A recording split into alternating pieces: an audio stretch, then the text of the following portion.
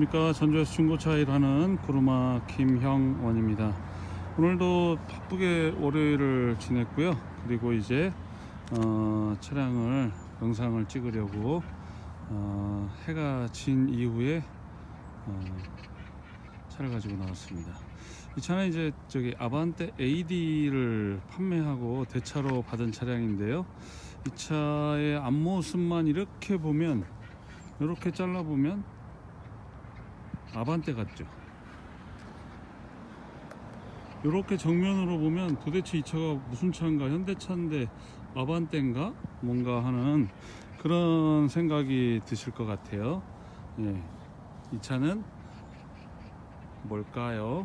네, 국내에서는 그동안에 사실 외건형 차량이 여러 번 출시되었지만 대한민국은 외건 차량의 무덤이라고 말하는 곳이기도 한데요. i40 외건 1.7 디젤 엔진을 탑재한 외건입니다. 제 기억에 예전에, 아주 예전에 아반떼 첫 모델이 나왔을 때 아반떼 투어링이라고 하는 차가 있었어요.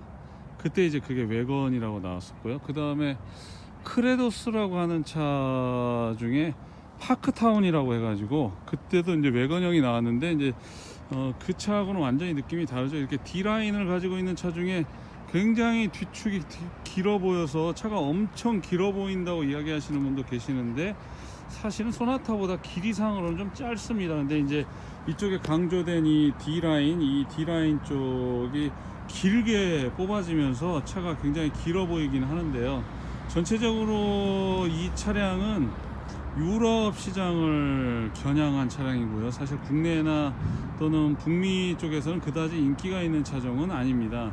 이제 전반적으로 이 i40 디젤 1.7의 가장 큰 장점 중에 하나는 아주 효율이 좋은 연비하고, 그리고 일반적인 리뷰들을 살펴보거나 유저들의 이야기를 들어보면 하체가 독일차보다 좋다라고 말하는 그런 경향들을 볼 수 있습니다. 그러니까 그냥 일반적으로 우리가 알고 있는 소나타의 그 플랫폼을 그대로 갖다 썼다고 말은 하지만, 사실은 그 하체가 주는 어떤 안정감이나 그 주행 안정감, 또는 그 외 전반적인 그 고속주행에서 오는 흔들림을 잡아주는 그런 기능들은 그 독일차가 주로 사용하는 그런 그 하체 서스펜션을 적용했다는 면에서는 좀 차이가 있습니다. 그리고 차가 실제로 이 차가 그다지 국내 시장에서 인기를 얻지는 못했는데요. 반면에 이 차는 꼭 필요로 하는 분들이 계시는 걸 여러 번 봤습니다. 이 차는 주로 그 자녀를 두신 분들이 운행하는데 필요한 그 부분을 충족시키기 위해서 이 차를 원하시는데요. 이 차는 뒤에 공간이 굉장히 넓습니다. 그래서 보통 왜 그 아이들 유모차나 뭐 그 외의 물품들을 실어야 돼서 SUV, 산타페나 뭐 그 외의 모델들을 찾는다고 하시는데, 그 차보다도 훨씬 더 적재 공간이 넓습니다. 그리고 2열을 접어서 앞으로 접어지게 되면 적재 공간의 길이가 엄청나게 길어지기 때문에, 사실 짐을 싣기 위해서 SUV를 찾는 분들보다 오히려 실용적으로 이 i40 외건을 찾으시는 분들이 계십니다. 이 차량은 그 i40 1.7 외건 중에 가장 가격이 비싼 차예요. 신차 가격이 3,500이 넘는 차니까 이 차가 인기를 누리지 못했던 이유 중에 하나도, 기본적으로 소나타의 플랫폼을 가지고 있고 소나타 정도의 크기인데 가격은 거의 그랜저급에 맞먹는 그런 가격대거든요. 지금 요거는 짐을 싣고 짐들이 넓은 공간에서 움직이지 못하게 이렇게 움직이는 그런 역할을 하고 있고요. 요것들도 전부 다 수납을 하면서 자리를 이렇게 이동하도록 할 수 있는 그런 장치들까지 되어 있습니다. 여기서 저 2열을 접게 되면 엄청나게 공간이 넓어지죠. 자, 트렁크는 자동 트렁크입니다. 그러니까 i40 모던 중에 가장 상위 모던의 상위 등급의 각종 옵션들을 추가했는데요. 와이드 파노라마 선루프도 적용해 있습니다. 그래서 어느 정도의 상황을 보여주자면요, 굉장히 넓은 파노라마 선루프를 적용하고 있습니다. 차박을 하시는 분들도 아마 차박은 못하겠다. 근데 어쨌든 굉장히 그 실내 공간도 넓고요. 2열은 지금 2열도 다 열선이 들어가 있습니다. 그리고 그 뒤에 그 이 등받이 각도를 조절할 수 있기 때문에 무릎 레그룸 공간이 생각보다는 좀 여유롭습니다. 제가 지금 키가 188인데요.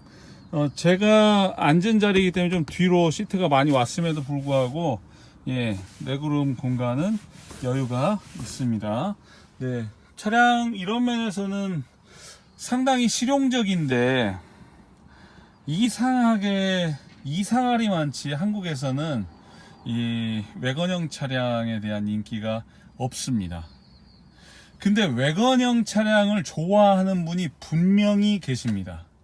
그래서 처음 차를 신차로 더구나 이렇게 3,500만 원이 넘는 차를 출시한 처음 차주는 손실이 크지만 이제 시간이 조금 지난 현재의 상황에서는 차를 구입하시는 분은 상당히 가성비를 갖출 수 있습니다. 차는 안전장치들 모두 에어백 다 사이드 측면 에어백까지 들어가 있고요. 아이소픽스 시트 적용할 수 있어서 아이들 유아용 시트 놓는 데에도 아무런 문제가 없습니다. 보시는 것처럼 이 차가 국내 시장이나 그 미국 북미 시장이 아니라 유럽 시장을 겨냥했다는 건 이 라이트 조절 스위치가 여기 달려 있는 것만으로도 이거 뭐가 좀 다르네 라고 생각하실 겁니다. 메모리 시트 적용되어 있고요. 자, 시동을 한번 걸어 보도록 하죠. 네, 1.7 엔진을 가지고 있어서 2.0 가솔린보다는 분명히 경쾌한 운행에 있어서는 조금 부족한 면이 있습니다. 이 차는 대략 한 190km 정도를 달릴 수 있는데요. 대신 연비는 거의 독일차 수준입니다. 왜 BMW 5 시리즈나 3 시리즈 타시는 분들, 아우디, 폭스바겐 타시는 분들 보면 리터당 뭐 20 전후에서 탄다, 나는 뭐 아무렇게나 타도 16, 17은 탄다 뭐 그러시는데요. 이 차도 고속 주행하시면 22km, 3km까지도 타실 수 있고요. 시내 복합 연비는 보통 16, 7 정도를 탈 수 있는 차량이기 때문에 나쁘지 않습니다. 완전히 시내 발이 운전했을 때도 이렇게 12.1km를 운행을 하네요. 현재 주행거리는 104,635km고요. 네, 크루즈 컨트롤, 내비게이션, 열선과 통풍은 좌우석 모두 되어 있습니다. 그리고 그 외에 각종 편의장치들은 다 들어가 있습니다. 하나도 빠짐없이. 네, 여기 보면 전자파킹, 오토홀드, 그리고 요거는 이제 그 주차를 도와주는 장치죠. 보통 이 장치를 쓰는 분들이 없습니다만 여자분들 중에는 쓰신다고 해요. 평형 주차 또는 가로 주차 뭐 이렇게 설정해 놓으면 지가 핸들을 돌려가면서 주차를 해 줍니다. 그런 장점이 있고요. 하이패스 적용되어 있습니다. 네, 그러면 이 차가 신차 가격이 3,500 뭐 한 50만원 정도 간다고 봤을 때요. 지금 2012년식이거든요. 그러면 다른 차들 산타페 2012년식 10만 킬로 타고 옵션이 이렇게 완전히 풀로 들어있는 프리미어 등급의 차량은 금액대가 어느 정도 할까요? 사실 이 그 오토 트렁크까지 다 들어있어서, 오토 트렁크까지 다 들어있어서 여기서 버튼만 눌러도 오토 트렁크 작동을 하죠. 또 버튼 누르면 오토 트렁크 예, 작동을 또 합니다. 이렇게 모든 기능들이 다 편의장치 다 들어가 있는 상태에서 이 차량을 산타페라고 가정했을 때 어느 정도 금액 될까요? 네, 그렇게 가정해 보면 이 차량이 지금 가진 몸값은 정말 가성비가 좋은 차량이라고 볼 수 있습니다. 지금 2012년식이니까 횟수로는 8년 됐는데 10만 킬로니까 운행량도 그렇게 많은 차가 아닌데요. 차량 상태는 매우 훌륭하고요. 그리고 라이트도 모든 장치가 AFLS라고 해서 이 핸들을 돌릴 때 핸들의 조향각과 같이 라이트도 따라서 이렇게 방향을 바꾸는 AFLS 기능까지 다 들어 있습니다. 제 거 에쿠스에도 달려 있는 장치인데요. 그 AFLS 기능까지 다 들어가 있고요.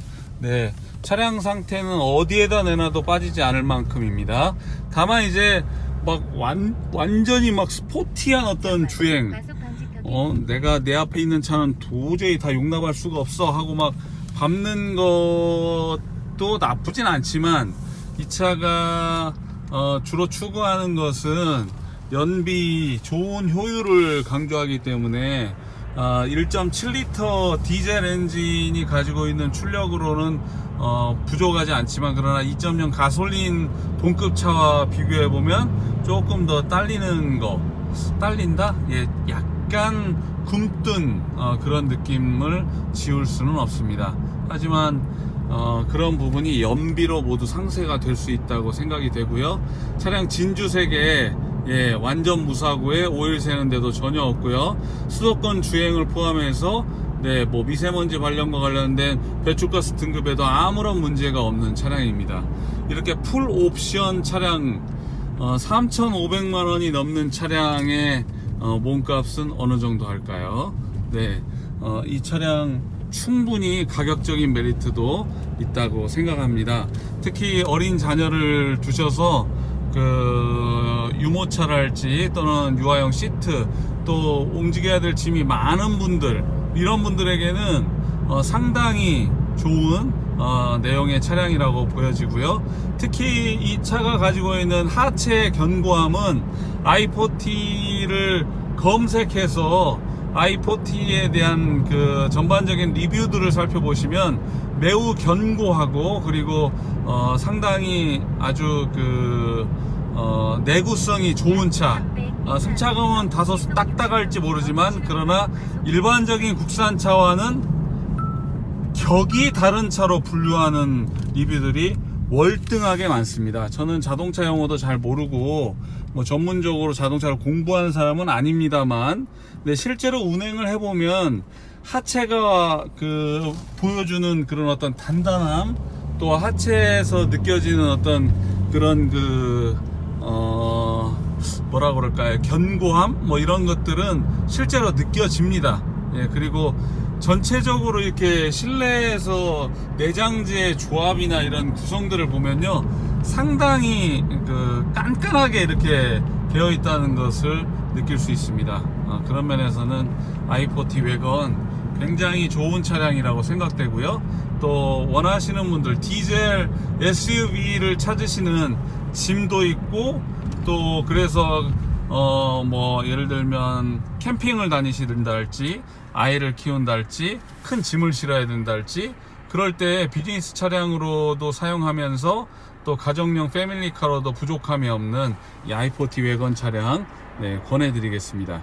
분명히 이 차가 그렇게 인기가 많은 차는 아닙니다. 한국에서 외건형 차량은 무덤이라고 얘기할 정도니까요. 그거는 제가 어떻게 할 수는 없겠습니다. 하지만 분명히 찾으시는 분이 있다는 건 저는 알고 있습니다. 그런 분을 꼭 만나기를 원합니다. 감사합니다. 전주에서 중고차 일하는 구루마 김형원이었습니다. 오늘 이 영상을 처음 보셨다면 구독해 주시면 앞으로도 올라오는 더 좋은 차, 또 마음에 드시는 차, 아니면 찾는 차를 만나실 수 있겠습니다. 구독해 주셔서 감사합니다. 고맙습니다.